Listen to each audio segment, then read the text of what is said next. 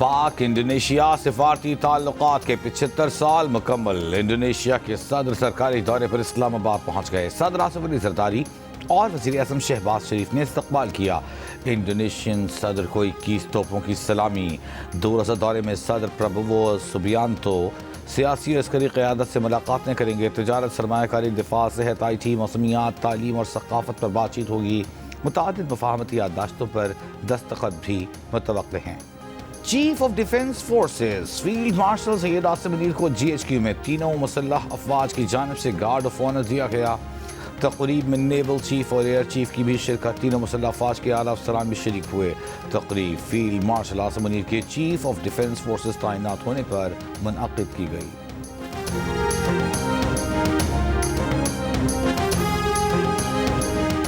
گوادر اور گلگت بلتستان میں بجلی کے منصوبوں کی منظوری۔ وزیر اعظم شہباز شریف نے کہا گوادر میں بجلی کی بلا تعطل فراہمی معاشی سرگرمیوں اور سرمایہ کاری بڑھانے کا سبب بنے گی۔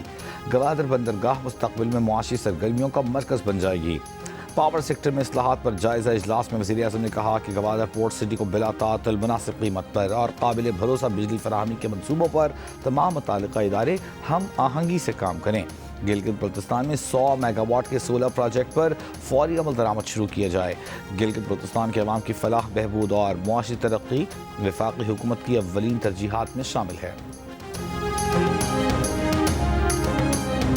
بانی PTI اپنی ٹویٹس میں، اپنی پیغامات میں ان کے لوگ باہر آ کر ملاقات کے بعد پریس کانفرنس میں بیجا تنقید اور الزام لگاتے رہے۔ آپ کس لیے کر رہے ہیں کہ فوج بلیک میل ہو، فوج کو مجبور کیا جائے، پھر اس کا کندھا استعمال کیا جائے، اس کے کندھوں پر بیٹھ کر پھر ایک دفعہ کسی طرح اقتدار پر پہنچا جا سکے۔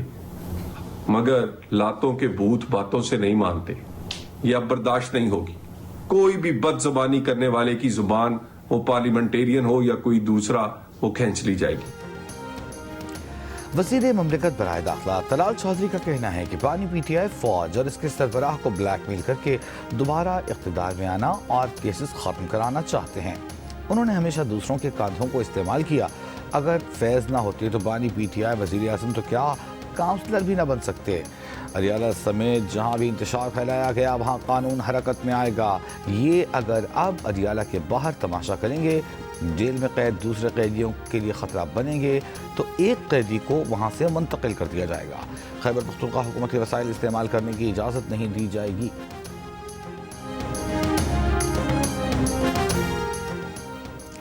گورنر خیبر پختونخوا فیصل کریم کنڈی کا کہنا ہے کہ صوبائی حکومت ریاست کو سپورٹ نہیں کرتی تو پھر مجبوراً گورنر راج لگے گا۔ صوبائی حکومت کو وفاق کے ساتھ تعاون کرنا چاہیے۔ میڈیا سے گفتگو میں کہا کہ اس بار PTI اسلام آباد میں احتجاج نہیں کر سکے گی۔ احتجاج سے کچھ نہیں ملے گا، فیصلہ عدالتوں نے کرنا ہے، سڑکوں پر فیصلے نہیں ہوتے۔ جیل جانا کوئی بڑی بات نہیں، پاکستان کی ہر بڑی سیاسی شخصیت جیل گئی ہے۔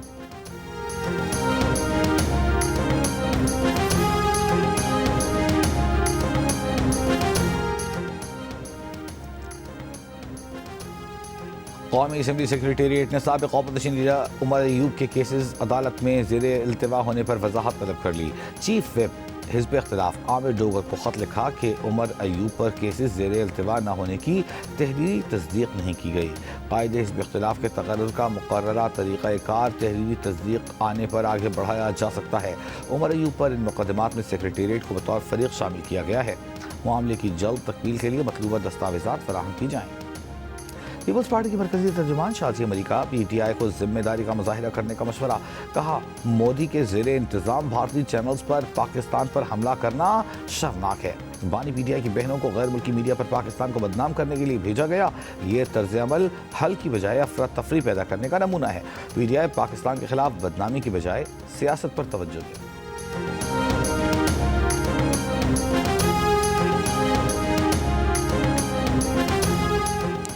پاکستان کو قرض پروگرام کے تحت $1.2 ارب جاری کرنے کے لیے IMF ایگزیکٹو بورڈ کا اجلاس آج ہوگا۔ شیڈیول جاری۔ ذرائع کے مطابق پاکستان نے بورڈ اجلاس سے قبل corruption and governance diagnostic report جاری کرنے سمیت IMF کی تمام شرائط پوری کر دی ہیں۔ بورڈ سے منظوری کے بعد پاکستان کو قرض پروگرام کے تحت $1 ارب جبکہ کلائمیٹ فائنینسنگ کی مد میں $20 کروڑ کی پہلی قسط جاری کی جائے گی۔ پاکستان نے 37 ماہ کا موجودہ قرض پروگرام 2024 ستمبر میں حاصل کیا تھا۔ پاکستان کو پہلی قسط ستمبر 2024، دوسری قسط مئی 2025 میں ملی تھی۔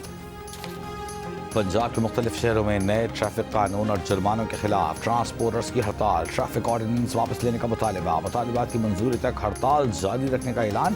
شہروں کے اندر چلنے والی بسیں اور شہروں کے درمیان چلنے والی ٹرانسپورٹ بھی معطل، ریلوے اسٹیشنز پر رش۔ ٹرانسپورٹرز کا کہنا ہے کہ نئے آرڈیننس کے تحت 10 سے 40 ہزار روپے جرمانے کیے جا رہے ہیں، گاڑیاں بند کی جا رہی ہیں۔ ٹریفک پولیس کا رویہ بھی حد تک آمیز ہے۔ معاملے پر پنجاب حکومت اور ٹرانسپورٹرز میں مذاکرات کا دوسرا دور آج ہوگا۔ گزشتہ روز ہونے والے مذاکرات کسی پیش رفت کے بغیر ختم ہو گئے تھے۔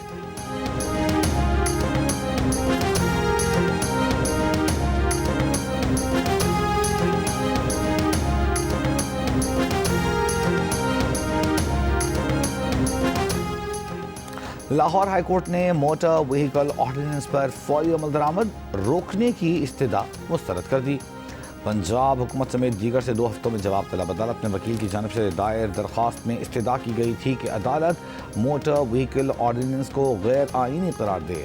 اس سے پہلے chief justice Lahore high court justice Aliya Neelum نے موٹر وہیکل آرڈیننس میں ترامیم کے خلاف درخواست ناقابل سماعت قرار دے کر مسترد کر دی تھی۔ ریمارکس دیے تھے کہ حکومت نے قانون بنا دیا ہے، اس پر عمل کریں۔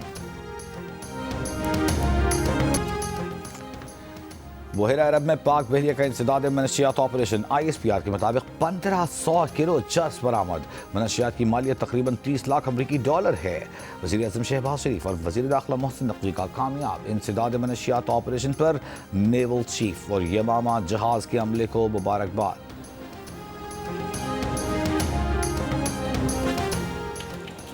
وفاقی وزیر اطلاعات و نشریات عطا تارڑ کا کہنا ہے کہ پاکستان اور چین کی دوستی بے مثال ہے، وقت کے ساتھ یہ مضبوط سے مضبوط تر ہو رہی ہے۔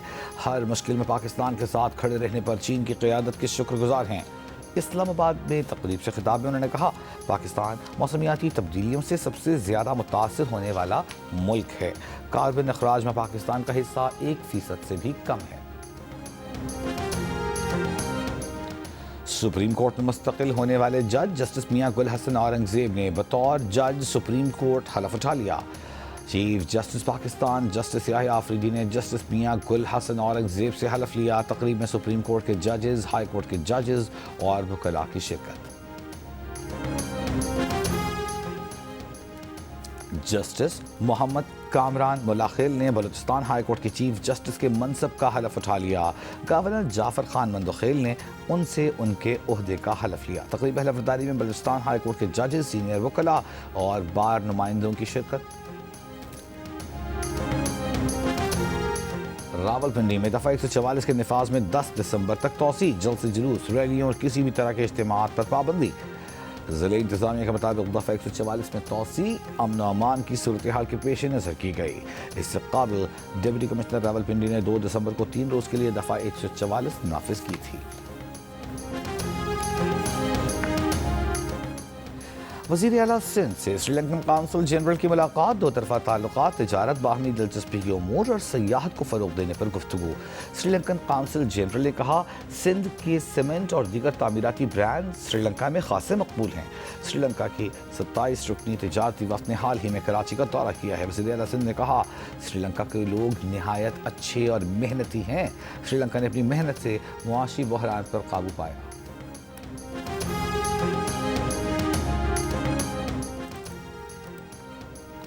CTD کا لاہور، فیصل آباد، بہاولپور سے را کے 12 دہشت گرد گرفتار کرنے کا دعویٰ۔ ترجمان CTD کا بتانا ہے کہ ملزم سے حساس مقامات کی تصاویر، ویڈیوز اور اسلحہ اور گولہ بارود برآمد کیا گیا۔ دہشت گردوں سے ایک مدرسے اور ایک میلے کی تصویریں، ویڈیوز اور لوکیشن بھی برآمد ہوئی ہیں۔ لاہور ہائی کورٹ نے پالیگراف ٹیسٹ میں بے ضابطگیوں اور دیگر شکوک کی بنیاد پر ملزم کی عمر قید کی سزا کل عدم قرار دے دی۔ عدالت نے فیصلے میں کہا پالیگراف ٹیسٹ کے نتائج میں غلطی کا امکان نمایاں رہتا ہے۔ ریاست جبر، دھوکے یا پالیگرافی جیسے سائنسی طریقوں سے اعترافی بیان حاصل نہیں کر سکتی۔ عدالت نے کہا کہ ملزم کی مرضی کے بغیر لیے گئے پالیگراف ٹیسٹ پر بھروسہ نہیں۔ جوڈیشل کسٹڈی ملزم کو حق حاصل ہوگا کہ وہ کسی موقع پر ٹیسٹ دینے سے انکار کرے۔ جسمانی ریمانڈ کے دوران پالیگراف ٹیسٹ سے متعلق ملزم کی مرضی قابل قبول نہیں ہوگی۔ کراچی کے علاقہ ناگن چرنگی پر ڈمپر کی موٹر سائیکل کو ٹکر، موٹر سائیکل سوار جاں بحق، ایک شخص زخمی۔ پنڈی بھٹیاں کے قریب موٹر وے M2 پر کار سوار فیملی سے ڈکیتی، متاثرہ فیملی گاڑی خراب ہونے پر موٹر وے پر رکی ہوئی تھی۔ پولیس کا کہنا ہے کہ کار سوار ڈاکوؤں نے کرنسی اور قیمتی سامان لوٹ لیا۔ اسپیکر پنجاب اسمبلی ملک احمد خان کا کہنا ہے کہ بہت سے ممالک میں بڑے مظاہرے ہوتے ہیں لیکن وہ حکومت کو نہیں ہلاتے۔ جو لوگ مسلسل سیاسی دباؤ میں ہیں ان کی نشو و نما کیسی ہوگی؟ پنجاب یونیورسٹی میں انسانی حقوق کانفرنس سے خطاب، کہا غزہ میں لوگ جس مصیبت میں زندگی گزار رہے ہیں اسے بیان کرنے کو الفاظ نہیں۔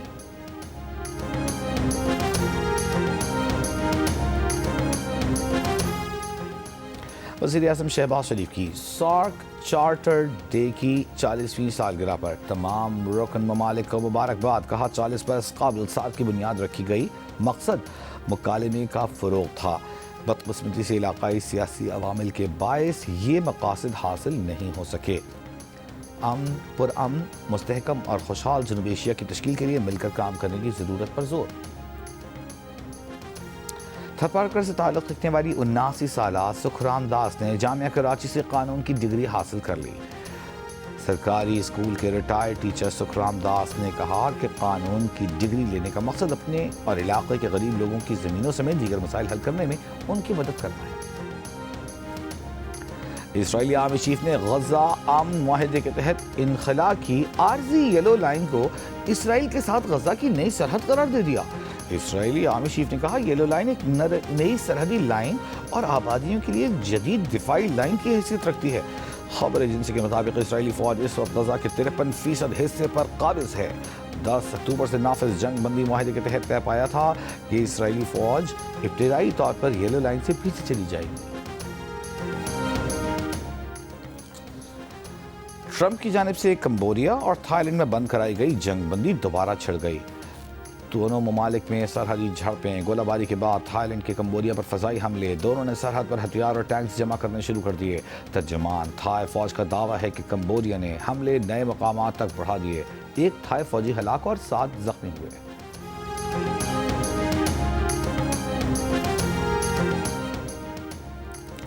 اقوام متحدہ کا طالبان حکومت سے UN دفاتر میں افغان خواتین کے کام پر سے پابندی ہٹانے کا مطالبہ۔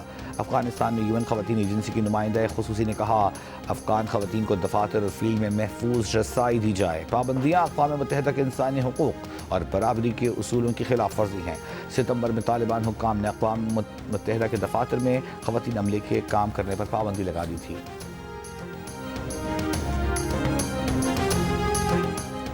مدینہ منورہ اور ملحقہ علاقوں میں گرج چمک کے ساتھ بارش، مسجد نبوی صلی اللہ علیہ وآلہ وسلم میں روح پرور مناظر، بارش کے بعد سردی بڑھ گئی۔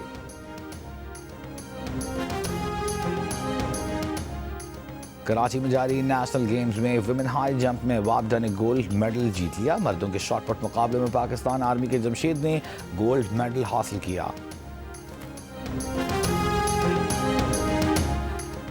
35ویں نیشنل گیمز کے جیولن تھرو کے مقابلوں میں ارشد ندیم نے گولڈ میڈل جیت لیا۔ ارشد ندیم 81.81 میٹر تھرو کے ساتھ پہلے نمبر پر، وابڈا کے یاسر سلطان دوسرے نمبر پر سلور میڈل جیتا۔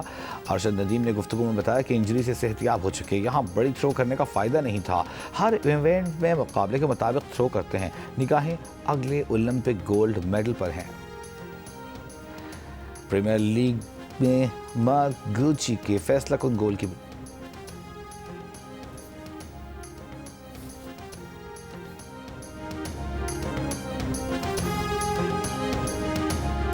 پاکستان سپر لیگ کا لارڈز کرکٹ گراؤنڈ میں تاریخی شو، سابق چیئرمین PCB رمیز راجہ اور chairman P C B Mohsin Naqvi کی شرکت۔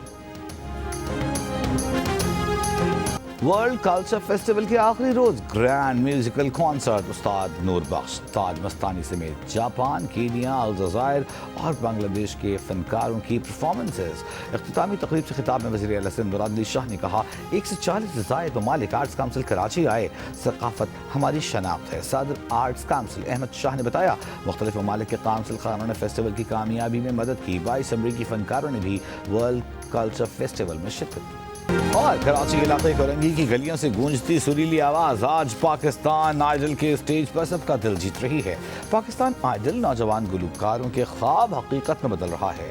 ٹاپ 16 میں پہنچنے والے کراچی کے وقار حسین کہتے ہیں یقین اور لگن سچی ہو تو منزل مل ہی جاتی ہے۔